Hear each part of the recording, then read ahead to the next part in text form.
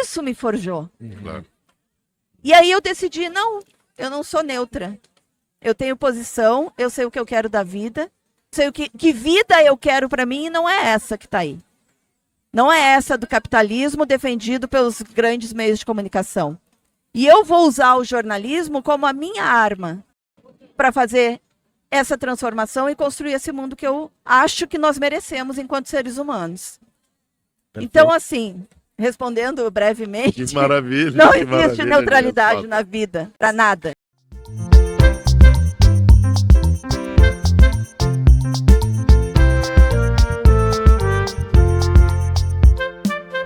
Voltando então aqui para o Mesa Verde, começando hoje um bloco diferenciado. A gente uniu o bloco jornalismo ambiental com o bloco ecopolítica em função do perfil e da grande atuação da nossa convidada de hoje, que é a Kátia Marco, que é jornalista, editora-chefe do Brasil de Fato RS, vice-presidenta do Sindijor, que é o Sindicato dos Jornalistas do Rio Grande do Sul, coordenadora geral do FNDC, Fórum Nacional pela Democratização da Comunicação, pelo grupo Piratininga de Comunicação e também é coordenadora da comunicação do MST, do Movimento dos Trabalhadores Sem Terras. A gente discute muito a questão do papel do jornalismo diante da crise ecológica, que não é só uma crise climática, né? É uma crise muito pior do que a crise climática. A crise climática é só uma ponta.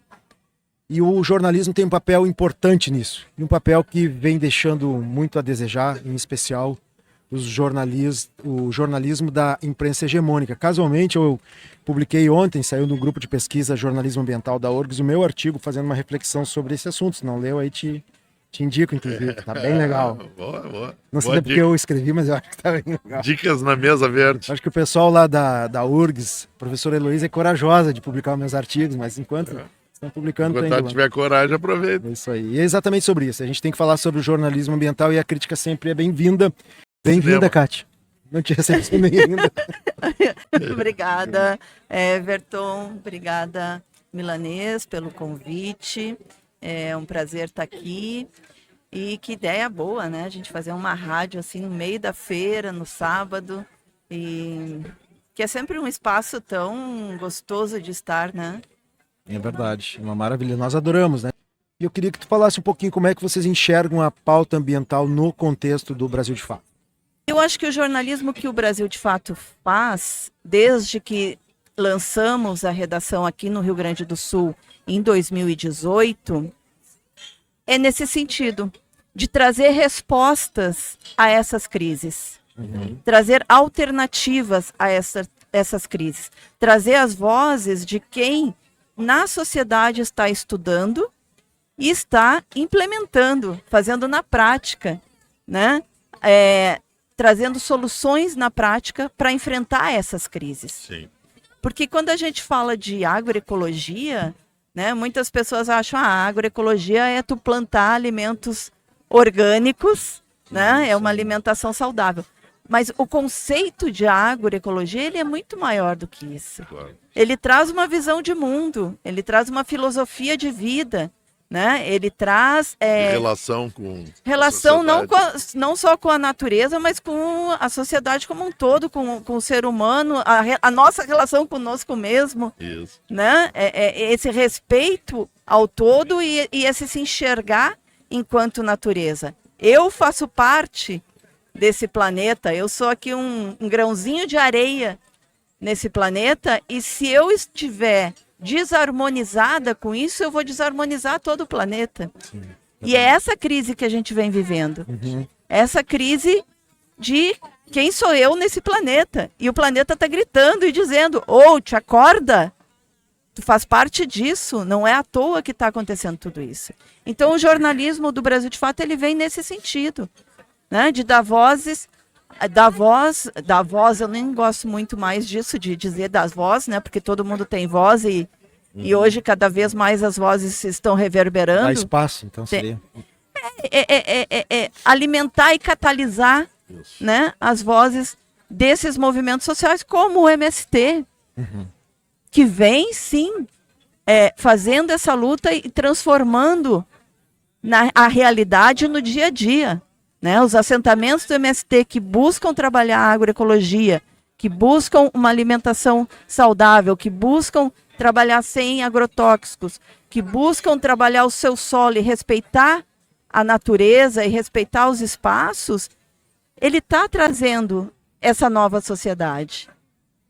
Nós estivemos nos 40 anos da Fazenda Anone, no ano passado. E teve uma fala do João Pedro Stedley que para mim foi assim, o resumo disso. Nós queremos que todo o país, todo o Brasil, seja uma Fazenda Anone. Em que se trabalhe a partir do cooperativismo, da cooperação e não da competição.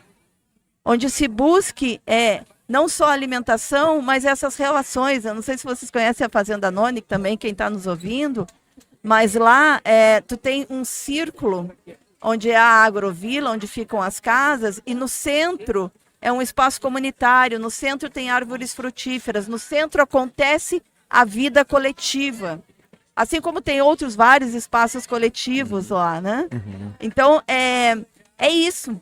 Eu acho que é essa visão e esse jornalismo que a gente quer fazer. E me conta do desafio, porque a gente que viveu, e a maioria das pessoas que assistem talvez não tenham vivido, mas quem viveu, a gente tem um duplo desafio. De um lado, as pessoas estão tendo a sensibilidade de fazer essa escolha, de buscar a agroecologia, a natureza, a saúde. De outro, nós temos os vícios de uma sociedade, nós mesmos, entendeu? Que é destruidora, que é desconectada, que gosta de pegar um ancinho e sair cortando tudo que é coisa, etc. Eu vivi, eu produzi, e eu vejo a dificuldade de tantas pessoas, né?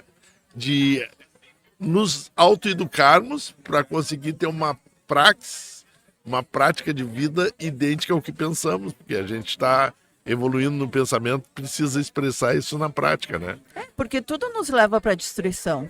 Isso. Essa sociedade que está aí, ela é a sociedade de Thanatos, a sociedade da morte, não é da vida. Não é isso que é alimentado.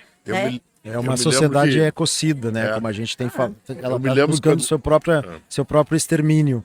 Isso que o MST traz, esse exemplo que vocês utilizam dentro da redação, inclusive, né? Tu acha que é uma consciência ecológica que brota dentro do MST a partir de que momento? É recente. É recente. Né? Porque assim, a gente tem muitos assentamentos que não são agroecológicos, que trabalham com veneno, que plantam soja, que arrendam, que estão dentro desse sistema ecocida, que é ótimo essa caracterização. Então, assim, eu acho que vem de uns 5 anos, no momento em que ele tira no Encontro Nacional, que aconteceu esse ano em janeiro, nós defendemos a agroecologia. Esse é o caminho que a gente quer trilhar, porque a gente acredita que essa é a única forma de salvar o planeta. E traz o Programa de Reforma Agrária Popular, né, que é muito além da reforma agrária. A gente está falando de uma reforma agrária popular que tem vários eixos de produzir alimentos saudáveis, plantio permanente de árvores, cooperação, mecanização da agricultura camponesa e familiar, a luta pela terra, enfim, e traz propostas, né, que debate a questão ambiental a fundo, né, que traz propostas para políticas públicas, porque também é isso, né, Milanês? Como é que tu tira o cara que está lá plantando soja transgênica com veneno, que dá o sustento para a família dele, e amplo financiamento para ele acreditar, depois de 30, 40 anos fazendo isso. Isso, fazer uma conversão técnica. Fazer uma conversão. E o que está acontecendo? Os filhos deles estão fazendo isso. Que legal. Os filhos deles estão indo se formar em cooperativas, em técnicos de cooperativas, na escola que o MST cria. Porque o MST, gente, é muito mais do que a luta pela terra. Claro. E a luta pela terra é importante. Claro. Ou seja, quem acha que o MST é só isso bonito, de o maior plantador de arroz orgânico, de árvores. da América Latina, plantar árvores e papapá, e acha que o MST que ocupa a terra, não, daí eu não concordo, então não sabe o que é o MST. Porque o MST ele só nasce a partir da luta pela terra, a partir da ocupação, né, que nasceu aqui, lá com a Fazenda Noni, com Grisalhada Natalino, né, lá no final da década de 80. Isso que possibilitou que hoje ele seja o maior produtor de arroz orgânico da América Latina. Então o MST é tudo isso, e o MST investiu em educação, investe fortemente em educação. E os filhos deles estão sendo educados aonde?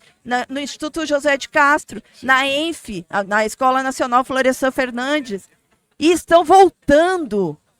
E isso é uma revolução, porque os jovens, na verdade, eles estão saindo do campo, né? Nós tivemos toda a Revolução Verde, a política...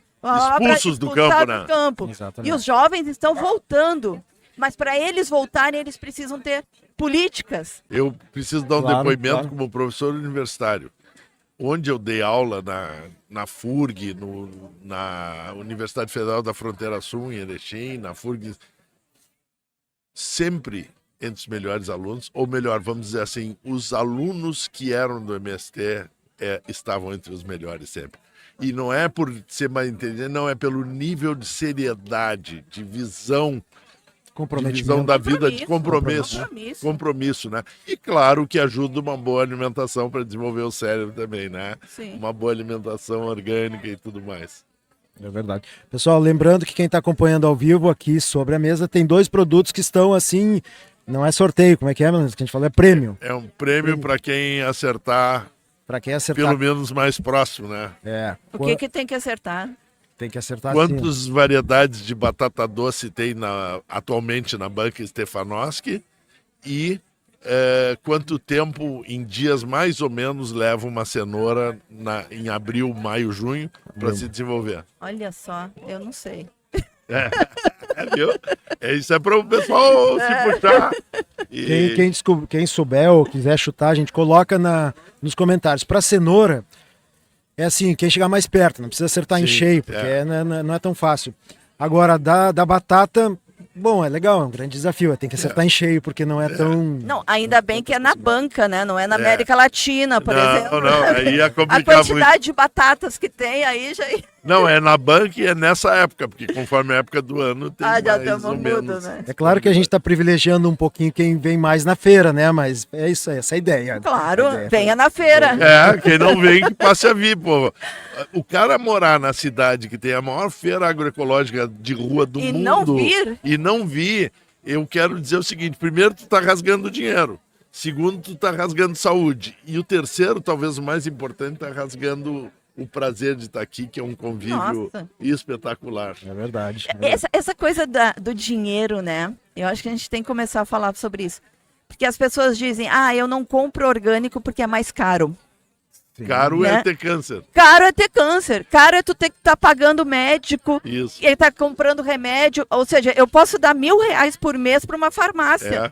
Mas não posso vir numa feira agroecológica. Muita gente faz esse cálculo, mas como as pessoas não estão doentes naquele momento, elas não pensam. Mas, Kátia, tem um outro cálculo que eu faço, que é o que nós buscamos no alimento é fitoativos e coisas nutricionalmente importantes. E isso é mais barato no orgânico, porque eles têm maior concentração, muito maior concentração. Quando as pessoas dizem, orgânico é mais saboroso, é mais cheiroso. Não, o orgânico tem gosto do que ele é. Do que ele é. Ele é mais saboroso porque ele tem maior concentração de nutrientes. Então não adianta tu pagar 1 quilo de arroz convencional e 1 quilo de arroz orgânico, a quantidade nutricional ali dentro, tu pode comer 700 gramas, vai estar muito mais bem alimentado. Então, é sempre mais barato comer orgânico, porque quando se compra, não se compra peso em água, se compra peso nutricional, e o orgânico tem maior. E o que vai fazer o orgânico ficar ainda mais barato são políticas públicas. Sim, claro. No momento que a gente tiver políticas públicas que privilegiem o alimento orgânico, ou quem sabe até proíbam, tem condições para o agricultor plantar alimento claro. orgânico, o preço vai reduzir. E parem de subsidiar o veneno. Nós temos falado sobre isso, nós temos falado sobre isso, Kátia, aqui no vários blocos, em vários programas. A quem nos acompanha já deve estar acostumado. A Kátia, ela fala isso porque, sem dúvida, ela está muito conectada já com esse tema. E isso se reproduz, né? Reflete no jornalismo do Brasil de fato. Mas quem não está acompanhando ainda não viu os comentários, faz o seguinte, ó, se inscreve no canal aqui do Mesa Verde, para quem estiver acompanhando os cortes, no canal da Agapan, para quem estiver acompanhando ao vivo. É muito importante que você se inscreva. E mais, é importante que deixe o like. Agora, a gente parar um pouquinho aqui, ó, a gente faz um silêncio, um minutinho, porque senão você esquece depois de deixar o like. Muitas pessoas acompanham e não deixam o like, só que o like é o mais importante, né? O tal da curtida. Minuto que a gente gostei. É isso aí, deixou o like. Tem tempo. Tá bom? Curte os dois canais depois do podcast. Sim. Posso só trazer uma fala da o espaço é teu. Né? Momento sugestão de leitura, um livro sobre a vida da Ana Maria Primavesi, que é a referência, né, da agroecologia, o MST tem ela como, né, grande referência.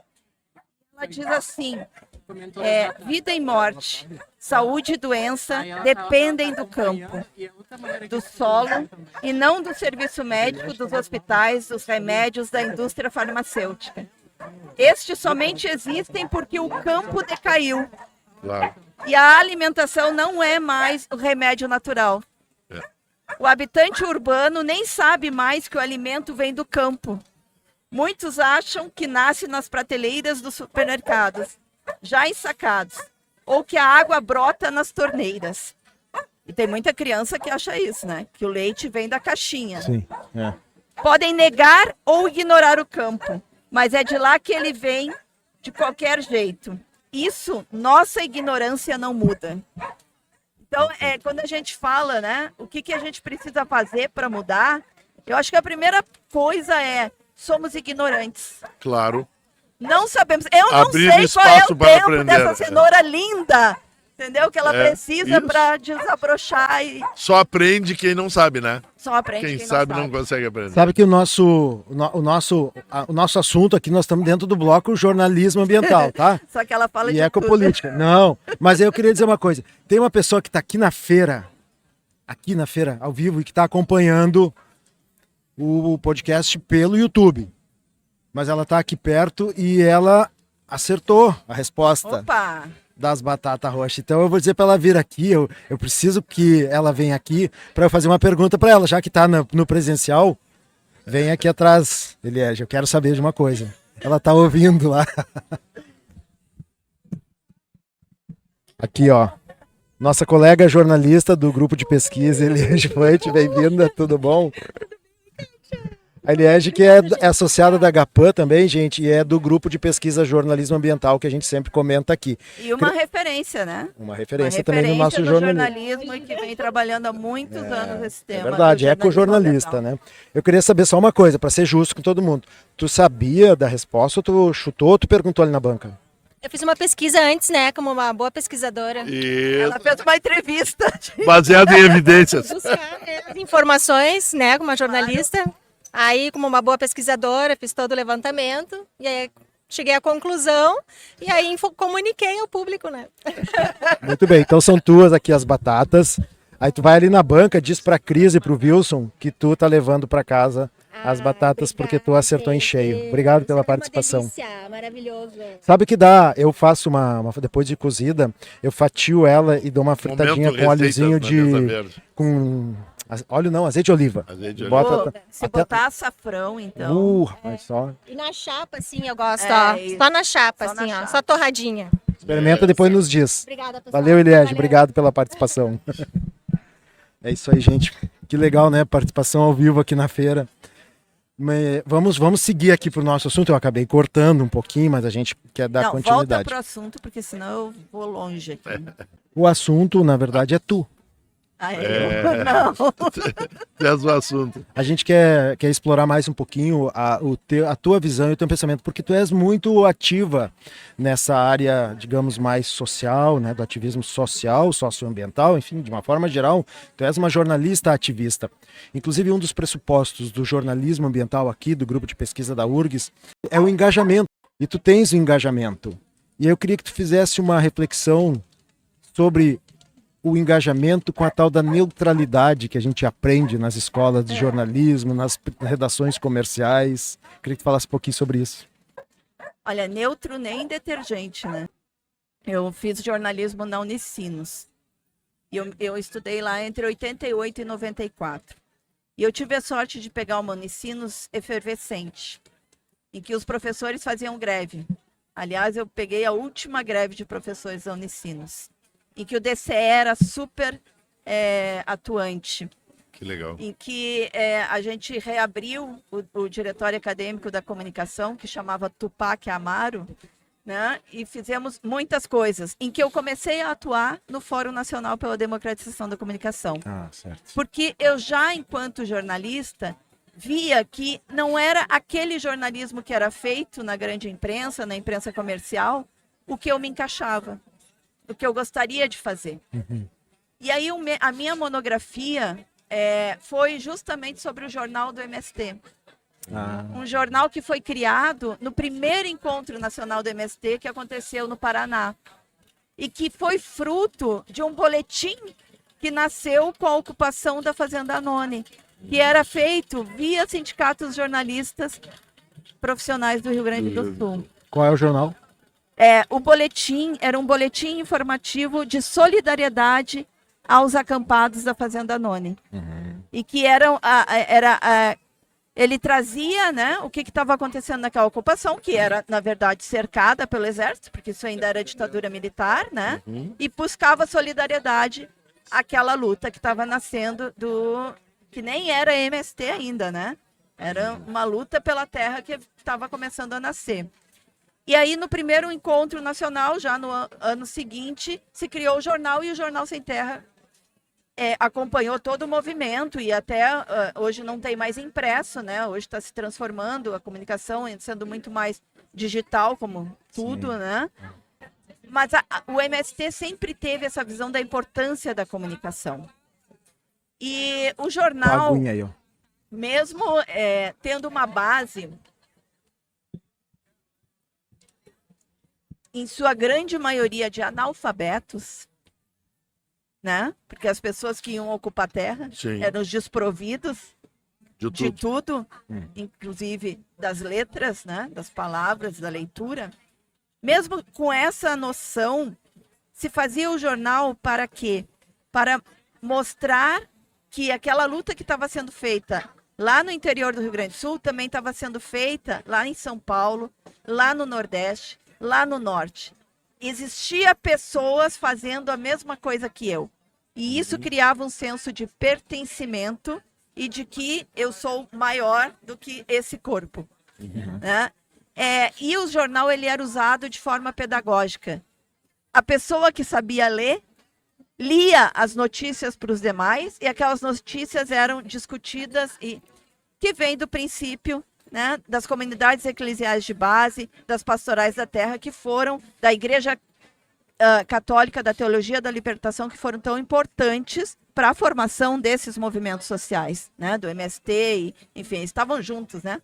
Lá nas ocupações estava Padre Arnildo, estava Frei Sérgio, e tantos outros, né, que fizeram parte dessa luta. Então, isso me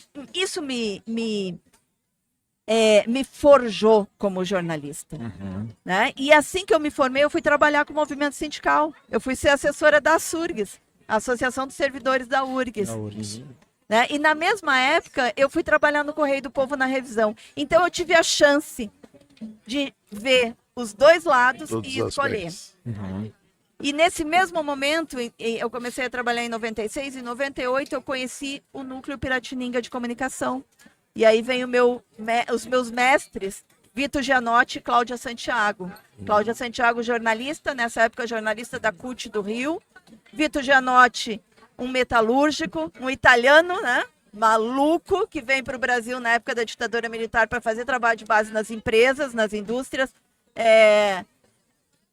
no interior de São Paulo, que lê Reich com os operários em plena ditadura, que leva Simone de Beauvoir, que faz boletim e faz oposição metalúrgica para tirar os pelegos. Entende? Então, isso me forjou. E aí eu decidi, não, eu não sou neutra. eu tenho posição, eu sei o que eu quero da vida, eu sei que vida eu quero para mim e não é essa que está aí. Não é essa do capitalismo defendido pelos grandes meios de comunicação. E eu vou usar o jornalismo como a minha arma para fazer essa transformação e construir esse mundo que eu acho que nós merecemos enquanto seres humanos. Perfeito. Então, assim, respondendo brevemente, Que maravilha. não que existe maravilha, neutralidade Nelson. na vida, para nada. Sem E dúvida. eu diria até o seguinte, que neutralidade, para mim, se confunde com sociopatia. Se uma pessoa consegue estar neutra na acepção da palavra, ela está desconectada e ela está louca. Porque é impossível a gente ver as coisas e não se posicionar. Eu não sei se eu tenho a posição correta ou tem outros que têm a melhor. Mas o cara neutro, esse, além de não existir, se existir, tá louco. Eu sou, E o jornalismo que tá eu só no- sou um pouquinho menos dramático que o milanesa. Eu acho que esse quando do jovenzinho ali com 22, 23, ainda talvez não tenha a capacidade ou as oportunidades de perceber tudo que está na volta para poder se posicionar. Pelo menos é assim que eu percebo a nossa categoria de jornalistas, viu? Não sei com as outras, como é que são as outras É isso, profissões. né? Eles são levados por uma cultura também. Hoje eu fiquei sabendo que a grande maioria dos jovens que entram para fazer jornalismo é porque querem trabalhar com jornalismo esportivo Hoje e ganhar dinheiro com bets. Eles Ah, são levados a isso, né? Claro, claro. Então, mas assim, é a quem cultura do acha, enriquecimento. o jornalista que acha que está trabalhando numa RBS e está sendo neutro, ele não É. sabe, Os ele interesses não que ele tá está enxergando representando. a vida, Exatamente. entendeu? Esse é o Porque ele está ponto. servindo É. ao capital. Esse é o ponto. Talvez ele seja ignorante no sentido É. de ignorar realmente o que está acontecendo. Ignorar, Não claro, enxerga. ingênuo. Eu Exatamente. diria o seguinte, que exatamente quem percebe e se posiciona é mais neutro, no sentido mais equilibrado, do que as pessoas que não percebem e servem ao sistema, servem para coisas horríveis, porque eles não têm sequer a percepção da utilidade que eles estão tendo. Então, ou a gente se luta pelo que acredita, ou a gente luta pelo que não sabe que está lutando. Eu A gente sempre serve a algo, Alguma alguma coisa ou alguém. exatamente. A quem estamos servindo? Por isso que a transparência eu acho que é bem-vinda. Muito Sabe? bem-vinda, exatamente. Posicionamento Exatamente, claro. Everton. E isso eu Posicionamento queria claro. dizer, porque assim, o Brasil, de fato, ele nunca se colocou como um veículo de comunicação neutro. Na linha editorial dele está ali muito clara. Uma visão popular do Brasil e do mundo. Perfeito. Fomos criados pelos movimentos sociais. O MST esteve na gênese do Brasil, de fato. Ele nasce a partir dessa visão que Vito Gianotti trazia muito fortemente. Precisamos construir a nossa comunicação. Se queremos ser ouvidos, precisamos ter os nossos instrumentos para levar a nossa voz. E foi isso que se fez. A Via Campesina, enfim, os sindicatos, todo mundo investiu para a criação do Brasil de Fato, que foi lançado no maior ato de lançamento de um jornal no mundo, que foi durante o Fórum Social Mundial de 2003, no Araújo Viana. E quem esteve lá, as 5.000 pessoas que estiveram lá, podem Não esquecerão. confirmar o que eu estou dizendo. Aquela mesa, Milanês, tu lembra o que foi aquela mesa de lançamento do Brasil de Fato? Mas, por favor, Absolutamente espetacular. mas, por favor, Eduardo Galeano, enfim, a Leda Guevara, a gente tinha melhor. É. A gente tinha a nata dos verdade. pensadores humanistas de esquerda, para além de esquerda, né? É. De quem pensava o mundo. De quem pensa. Ah. De quem De quem pensa. pensa. O mundo é de quem pensa. Kátia, e como é que tu percebes a aceitação das pessoas atualmente em relação ao MST? Eu vou te falar vou contar aqui para vocês e para quem estiver nos ouvindo uma experiência. Que uma vez eu estava na comissão desta feira aqui, que é uma comissão que organiza a feira, e eu, enquanto parte dos parceiros urbanos, como são chamados consumidores, a gente ajuda em alguns momentos. Eu fiquei 2 anos. E em um determinado momento na reunião eu estava com o boné do MST. Era alguma coisa em homenagem ao MST, era algum momento, e eu estava na reunião que é feita aqui do lado, ali na praça ali. E uma pessoa passou e fez uma referência assim, uma mulher inclusive. Ah, tinha que ser, eu sabia. Eu percebi que existia ali uma falta de aceitação ainda, um certo ranço, Preconceito. né, um preconceito com o MST. E isso é um público que, infelizmente, dentro dessa feira aqui, que a gente está agora, é um público que ainda não reconhece esse trabalho do MST e compra muitas vezes, talvez sem saber, produtos do MST aqui, agroecológicos, porque tem bancas, mas ainda tem esse preconceito. Como é que tu enxerga isso? Preconceito criado, né? Claro, produzido. O MST, gente, desde que o MST nasceu, ele foi criminalizado pela grande imprensa. É, exatamente. E hoje, cada vez mais, com essa extrema-direita raivosa, criminosa, bandida, que tá aí. Né? Então, assim, o MST, ele é demonizado. Tu lembra de uma capa da Veja? Acho que foi nos anos 2000. Uma capa que eles botaram o João Pedro Stedley, com uma cara de demônio, a capa toda vermelha. É o estilo tipo da assim, Veja. era o verdadeiro demônio. Sim. E é essa construção que se fez do João Pedro Stedley, que é um dos maiores pensadores Com da certeza. reforma agrária, da economia. Olha, gente, É economista. para mim esse homem ele é um santo e vai ser santificado quando morrer, porque, pelo amor de Deus, então, é isso, entendeu? O MST é crime, e é o que eu falei no Criminalizado, início. sim. Tipo, muitas pessoas também acham, que legal o MST que planta arroz orgânico. Mas, não, esse MST que ocupa a terra, né, que invade a terra, a propriedade privada, né, e aí temos que voltar as Tordesilhas e pensar quem herdou as terras nesse país, né? Existiam 2 MSTs quando surgiu, que eu acompanhei bem. Um MST dentro da universidade, que era festejado e que, enfim, muitos contribuímos para ele, e o MST da mídia, que demonizava.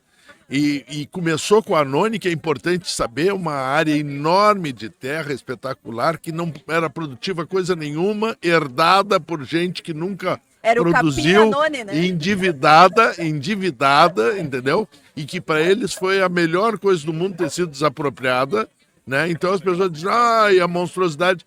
Eles fizeram o melhor negócio do mundo, foram pagos desapropriados por uma terra que não eram competentes para produzir, né? E aí se transformou num centro, como ela exemplificou agora há pouco, um centro de produção, de emanação de conhecimento, de construção coletiva, né? Então, de vida digna. Ninguém perdeu. Vida digna. Exatamente. Eu acho que é disso que a gente tem que falar. Exatamente. Todo mundo Vida merece boa. ter vida digna, Vida gente. boa. É verdade.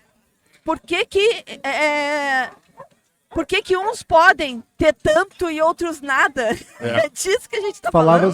Tu falava da mídia que demonizava, né? E casualmente é a mesma mídia que é proprietária de terras no Brasil. Exatamente. Não só aqui. De terras, é proprietária de tanto. terras, é proprietária de grandes empreiteiras, né? Exatamente. É a mesma mídia que está aí querendo construir prédios de 130 andares, 130 metros, né? É a mesma mídia que desmata Claro. para construir supermercados. E que abafa a notícia, que abafa as questões de destruição, que não publica, e publica, gasta uma baita energia falando mal dos ambientalistas, que são contra o Porque é progresso. sustentado pelo Exatamente, agronegócio. que são contra o progresso deles, econômico. O dinheiro deles vem do agronegócio. Agora cabe ao nosso programa, sobretudo, esclarecer, né? Então, tu citasse a Ana Privavesi, eu queria só recuperar uma coisa maravilhosa.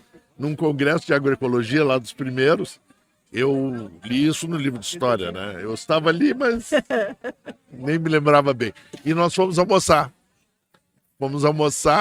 Eu dei uma carona pra Ana, e aí conversando eu digo, tchê, mas nós temos que superar, na época eu era produtor agroecológico, e eu digo, nós temos que superar essa questão da escala, não sei o que lá, que sempre foi uma preocupação, e eu digo porque a gente tem que produzir na escala que for. É o caso do arroz agora, né? Mas isso era muito antes do arroz orgânico, do MST.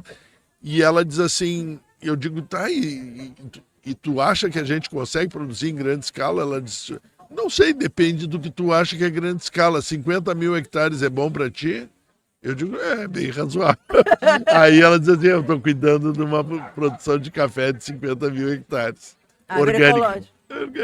Entendeu? Então é isso, as pessoas não caiam nas mentiras que são repetidas pelos vendedores de veneno. Essa é a grande verdade, que é subsidiado, que veneno não paga nem imposto no Brasil. É uma vergonha, né? O agrotóxico não paga E imposto. que viram escravos disso. Isso, e que exatamente de gente endividada, não acredite em grandes produtores, que eles precisam manter esse sistema porque eles têm dívidas impagáveis, enquanto nós temos pequenos proprietários produzindo uma produtividade muito maior de produtos agroecológicos, que estão educando seus filhos, comprando seus carros, vivendo uma vida maravilhosamente digna em propriedades minúsculas, enquanto que nós temos grandes fazendeiros no Brasil endividados defendendo uma coisa porque eles têm que defender, porque eles não conseguem pagar as dívidas deles. Endividados, porque é assim que eles ficam ricos.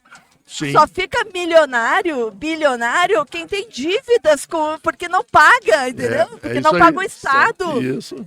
Porque não paga. Porque as os seus multinacionais que eles funcionários. compram são pagas na hora pelo Estado, pelos empréstimos. Eu ainda quero. Isso é uma reportagem aí que ainda tem que sair, Everton. Quanto o agronegócio deve para o Banco do Brasil? Uhum. Eles estão quebrando bancos do Brasil por aí. Perfeito, Claro. porque sempre tem a renegociação Sempre das tem a dívidas. renegociação. E eles sobrevivem a partir disso. Renegociação, renegociação. Ah, mas é o agro. O agro Subsídios. sustenta o Precisa de PIB. subsídios. Não, Nada. E a gente precisa começar a falar sobre isso. isso, exatamente. Falar claro e mostrar os números, porque Kátia, eu queria aproveitar para a gente ir encaminhando para o final. Né? Uma hora a Não, gente tem agora que eu me terminar. animei. agora que aqueceu, né? Nós Mas juntamos, ela vai voltar. nós juntamos dois blocos aqui, o jornalismo ambiental com o bloco ecopolítica. Mas eu vou finalizar um pouquinho mais, pegando um gancho do que você estava falando agora para a ecopolítica. Tá? Acompanhando as falas dos candidatos à presidência da República esta semana, eu acompanhei dos 3 que falaram até agora, na Globo News, quero dizer, e me chamou a atenção o último, que é o Ronaldo Caiado, que ele fala muito em anistia. Ele diz que o primeiro ato dele, entre os primeiros atos dele, ou seja, no primeiro dia, vai ser a anistia total e geral. Aí questionado lá pela jornalista da Globo News, por uma das duas que fez a entrevista, uma entrevista boa, eu diria até. Né? Não poderia ter aprofundado bem mais, mas enfim, mas foi boa a entrevista. Elas questionam se essa anistia seria total e geral, e ele diz que é para pacificar o país. Isso aí a gente já tá ouvindo falar. Mas eu pergunto, se tu Soltar achas os bandidos para pacificar. É muito bom. que soltando, vamos supor que ele venha a fazer isso e que não vai ganhar a eleição, eu imagino, né, que não seja ele, mas enfim. Mas se fosse soltando, e ele estaria ao mesmo tempo, não estaria dando uma mensagem para esse pessoal que pode quebrar o Congresso Nacional novamente, pode usar armas, pode fazer o que bem entender. E será que no pensamento dele, ele estaria fazendo anistia, já que eles tocaram nesse assunto, quando tem as ocupações do MST? Será que essa anistia seria no mesmo nível? Bom, primeiro vamos falar quem é Ronaldo Caiado, né? Que a gente conhece muito bem, né? Grande latifundiário, que sempre defendeu o agronegócio, que sempre defendeu essa linha tradição, família e propriedade, né? Que já vem lá do PFL, vem de longa data aí, a gente sabe quem é Ronaldo Caiado. Então não venha mentir para nós. A anistia vai ser para eles, é para os bandidos, né? É para quem quebrou o Congresso Nacional. Os bandidos grandes, né? Para os bandidos grandes. A gente está falando aqui de família Bolsonaro para cima. E família Bolsonaro também é marionete, né? Vamos deixar claro aqui que não é quem manda, né? Vamos começar a entender esse jogo. Eu vou apanhar, né? Eu vou sair daqui. Eu tenho escolta para mim aqui. Não, mas aqui são opiniões, a gente respeita as opiniões. Obrigado. Então é isso que eles querem. Eles querem continuar roubando como eles sempre roubaram. Eles querem continuar devendo para o Estado. Eles querem continuar usando o Estado como um suporte para eles ganhar dinheiro. É essa anistia que eles querem. É isso? Então, assim, falar de anistia, falar de... Gente, pelo amor de Deus, vamos botar os pingos nos Anistia para quem não precisa de anistia. Anistia para quem não precisa. Anistia para quem sempre explorou esse país. E que está destruindo com esse país, que está destruindo com a Amazônia, que está destruindo com o Pampa, que está destruindo com a Caatinga, com o Cerrado. E são os primeiros a chorar depois. Eles querem anistia para continuar destruindo. É isso que eles querem. Entendeu? Eu espero que o povo não entre nesse papo. Qual é a tua opinião sobre neste último atual governo Lula, como é que andou, ou quais foram os limites, e quanto não andou a questão da reforma agrária? Muito pouco. Muito pouco. E eu espero que o Lula realmente, se ele ganhar, né, e esperamos que ganhe, porque também, se ele não ganhar, nós estamos ainda mais enrascados. Mas ele tem que fazer mais. O presidente dá a linha, mas a gente tem que chamar a atenção e temos que ter maturidade que o presidente não pode fazer milagre, porque desde que inventaram o orçamento secreto, quem está distribuindo grande parte do dinheiro nacional é o legislativo, fazendo política da pior qualidade. Isso é uma vergonha. Um escárnio. Que a maioria é centrão e oposição, né? Sim, que se sustentam e se elegem a partir dessas emendas parlamentares. Eles estão gerindo o orçamento público. Exatamente. Entendeu? Tem mais dinheiro do que para o SUS. Ou seja, vamos acordar, pessoal, vamos votar bem para deputado, porque votar bem para presidente e amarrar as pernas e os braços do presidente não adianta. Tem que votar para deputado para botar um Congresso que não seja vergonha, que é o atual. Na sua maioria, obviamente, tem gente séria, né? Mas tem que ver o que fizeram essas pessoas que vocês votaram durante esses anos contra vocês mesmos para não votar mais nesses cretinos e não votar em gente que vai para lá aprovar bet, vai para lá se lucupletar, fazer anistia de bandido, né? E nós precisamos votar para gente que olha para a população brasileira, que somos todos nós. E acabar com as emendas parlamentares. Existe um movimento nacional para isso. É uma vergonha. Tem que acabar. Isso assim, tira o dinheiro do executivo para trabalhar. Mas voltando para a reforma agrária, eu acho que ela não andou. Tivemos algumas desapropriações, né, importantes, mas não andou como deveria ter andado. E é por isso, porque também o governo está amarrado dentro desse sistema em que o agronegócio manda. Entendeu? E aí tu tem a grande imprensa que sustenta isso. Tu falar em reforma agrária é quase tu falar... É um sacrilégio, né? Quem fala de reforma agrária no país e quem luta por isso, é isso. O maior movimento social do mundo é criminalizado no Brasil, enquanto é respeitado e valorizado e seguido em vários outros países. Que já se o MST está lá na China, gente. Está lá na China discutindo a questão dos orgânicos. Lançaram agora uma inteligência artificial junto com o sistema chinês, né, sobre a agroecologia, que foi premiado lá na China e que pode revolucionar o sistema da agricultura. Entende? Então, assim, um movimento social que é respeitado na Europa, que já entendeu que se não mudar o sistema da agricultura, vai acabar com o planeta. Na China, na África, um movimento que tem brigadas, que tem pessoas que se disponibilizam a largar tudo e ir viver na Venezuela, que estiveram lá durante os 2 terremotos que tivemos, esse momento que foi um momento horrível para o mundo, e quem não enxerga isso está morto, né? Porque a gente tem um monte de zumbi andando por aí. Entende? Um movimento que está em Cuba, um movimento que está na África alfabetizando, um movimento que está, enfim, gente, no mundo. Entende? E aí no Brasil ele é criminalizado. Ele é visto como o demônio. Gente, pelo amor de Deus, vamos acordar.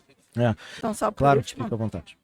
O MST é isso, né? Ele investe na educação, na formação. Então ele faz cartilhas, ele faz vários materiais, livros, né? Nós temos a Expressão Popular, que foi uma editora criada pelo MST. Reflexo. Assim fica melhor. Então temos um programa de reforma agrária, Cantando e Fazendo História, 40 anos do MST, que temos música, né? A arte, a cultura, ela é fundamental também, e ele sabe disso. Para alegrar a vida, inclusive. O MST e a cultura. A questão de gênero, né? Porque não é porque sou militante do MST que não sou violento com as mulheres também. Claro.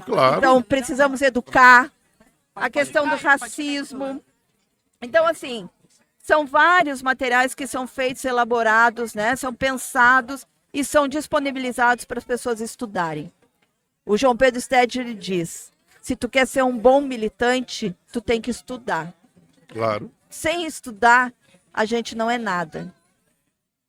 Perfeito. Gente, nós vamos encaminhando aqui, eu vou passar a palavra ainda para a Kátia no finalzinho. Só queria antes trazer aqui uns comentários, fazer uma referência aos comentários de quem está nos acompanhando ao vivo, e a gente agradece muito, tanto a participação quanto os comentários. E só mais uma perguntinha, já deixaram o like? Deixa agora se esqueceu, tá, gente? Olha, a Cláudia Moraes, que é jornalista lá, professora da Universidade de Santa Maria, da Federal, está nos acompanhando aqui, deixou o bom dia, um grande abraço, Cláudia, obrigado.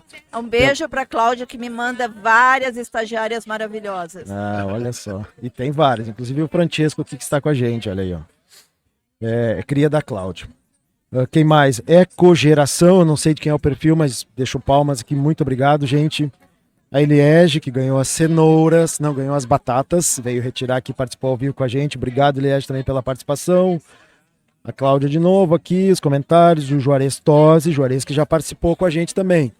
Nós não pudemos fazer aqui dentro da feira porque estava chovendo, ou chuvoso, a gente fez ali dentro da Maranguelo, que é quem também nos apoia, nos empresta a mesa aqui, cede espaço quando está chovendo. E a Eleara Manfred, jornalista também, conselheira da HPAM, obrigado pela participação. Isso aqui tá virando o pacto jornalístico, tchê. Eu acho que a Kátia, ela nos... Quem não é jornalista também pode comentar, viu? A Kátia vai ter que voltar mais aqui, hein, porque o nosso Ibope... Não acabou o assunto aqui, só começou. Kátia, vamos fazer um fechamento, então. A gente falou de política e falamos de jornalismo. Quais são os espaços de comunicação, minha percepção, eles são muito importantes. Eu acho que muita gente concorda com isso. Espaços como esse aqui do Mesa Verde, que a gente está fazendo um esforço sobre-humano, para dizer a verdade, né, Milanês? Para manter isso aqui, trazer entrevistados e companheiros de qualidade como a Kátia, que está aqui nos acompanhando, são espaços importantes. O Brasil, de fato, tem os espaços, né, já é uma potência, eu diria, do jornalismo. Não vou nem citar outras aqui que andaram acontecendo, tendo uns acontecimentos aí nas últimas semanas, mas que são importantes também. O que falta? O que poderia melhorar no campo da comunicação para que chegasse, para que competisse mais, digamos assim, com a mídia hegemônica e chegassem mais pessoas, para que abrissem a consciência para o que realmente o Brasil necessita? Lembrando que nós estamos no momento eleitoral já, né? Então eu estou fazendo essa conexão jornalismo, poder, política e a ecopolítica. Eu queria um comentário teu, fechando esse Falta democratizar a comunicação no nosso país, que é essa luta que o Fórum Nacional pela Democratização da Comunicação vem fazendo há mais de 30 anos, desde o início da década de 90, né? Com o nosso querido Daniel Hess, jornalista gaúcho, né? Que iniciou esse trabalho, junto com vários outros jornalistas daqui. Escreveu um livro maravilhoso sobre a Globo, né?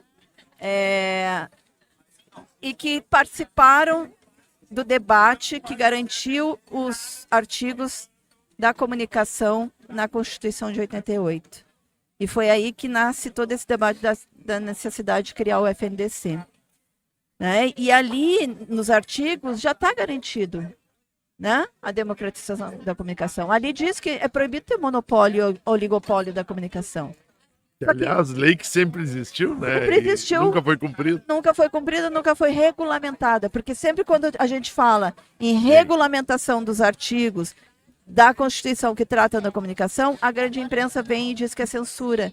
Quando a Dilma começou a fazer mais fortemente esse debate em 2014, né, após a primeira Conferência Nacional de Comunicação em 2009, que foram tiradas mais de 600 propostas para termos uma comunicação democrática e viabilizada, porque a gente está falando aqui de dinheiro, não se faz comunicação sem dinheiro, sem profissionais, não se faz jornalismo sem jornalistas profissionais. E eu aqui defendo o diploma para um jornalismo de qualidade. Isso aí. Então, assim, para tudo isso tu precisa de dinheiro. O Brasil, de fato, para viver, precisa de dinheiro, precisa pagar o salário das pessoas. E essas pessoas que trabalham no Brasil, de fato, trabalham porque são militantes.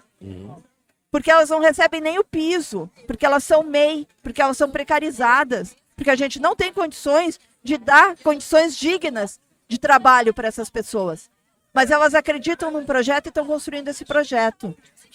E é isso que a gente está fazendo e muitas outras mídias e comunicação popular fazem. Só que a gente não pode viver a vida inteira assim. Sim. Nós também queremos vida digna. Claro. Sim, claro. Então, nós precisamos de dinheiro. E se as pessoas acreditam que o Brasil de fato precisa existir, sustentem. o Brasil de Colaborem, fato. colaborem. Nós temos porque- um site que chama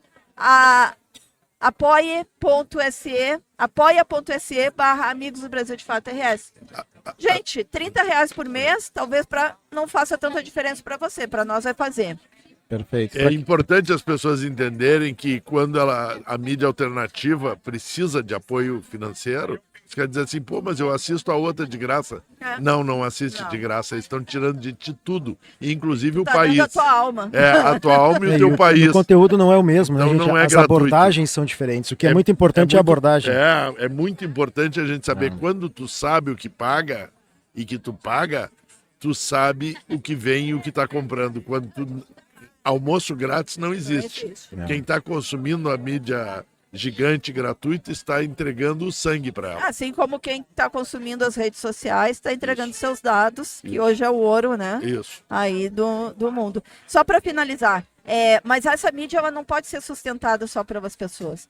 A gente precisa de políticas públicas. Claro, claro, Assim como precisa de políticas públicas para a agroecologia, precisa para uma comunicação democrática. com certeza. Que fomente a comunicação popular, que fomente um programa como esse, que vocês tenham condições Claro. para fazer esse programa. Que fomente as rádios comunitárias que estão abandonadas, que fomente a comunicação nas periferias, a comunicação negra, a comunicação das mulheres, a comunicação, enfim, que fomente essas vozes que não estão na grande imprensa. Isso. E isso precisa, sim, de incentivo público para Claro que sim. existir. Tá Maravilha. certo, gente. O Apoia-se, então, do Brasil de Fato, tá aí na descrição para quem estiver acompanhando o corte. Tá na tela também. Ao vivo não, só no corte.